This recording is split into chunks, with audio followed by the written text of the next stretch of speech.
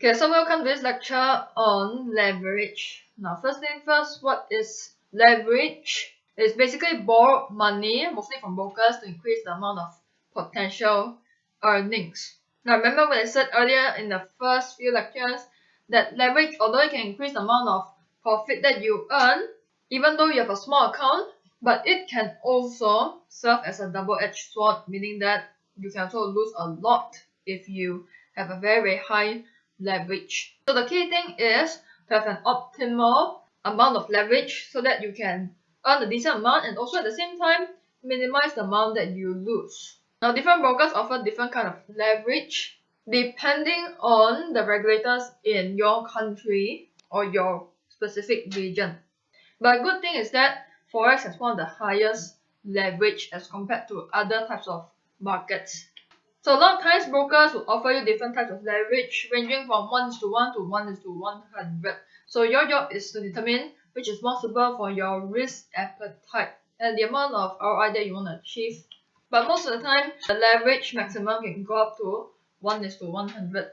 Let's say today Bob used a leverage of 1:50 and both start with a $10,000 account, meaning that $10,000 he can trade a value of $500,000. So let's say his stop loss is around 100 pips for both Bob and John. If he loses, he's going to lose $5,000, and hence his drawdown 5,000 divided by 10,000 would give you 50%. Now, if you're not clear of the drawdown calculation, you're free to go back to the past few lectures and do a little bit of recap. Now, let's say John decides to be more conservative and take a leverage of 1:5. So his transaction value is 50,000. Okay, when he loses on a 100 pip stop loss, it's only $500, which is easier to recover as compared to Bob because a drawdown of 50%, which means that you need 100% return to make it back to initial capital. So here's the question that a lot of people ask: what leverage should I use? So it would depend on a lot of different factors, but one thing you should know is that it depends on the time frame that you trade. Because shorter time frame traders like scalpers, day traders, they'll use a higher leverage as compared to longer term position traders who use very little to literally no leverage. And the other factor is that you should also determine your risk appetite and your experience. So similar to the percentage risk per trade, for leverage, the less experience you have, the less leverage you should use. Only when you become more experienced, then you can afford to use higher leverage. So go around and experiment what kind of risk appetite and your comfort zone leverage should be.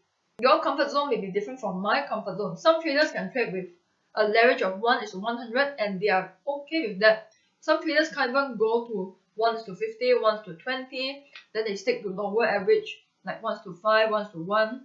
Try not to go beyond 1:50 because 1:100, 1:200 is a lot. If you use a leverage of 1:100 with a $1,000 account, of course you can trade as much as $100,000 worth. But then when you lose, you're going to lose very big also.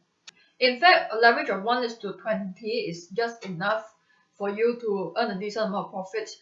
Because let's say if you start with a $10,000 account and you use a leverage of 1:20, you can buy and sell up to $200,000, which is not too bad.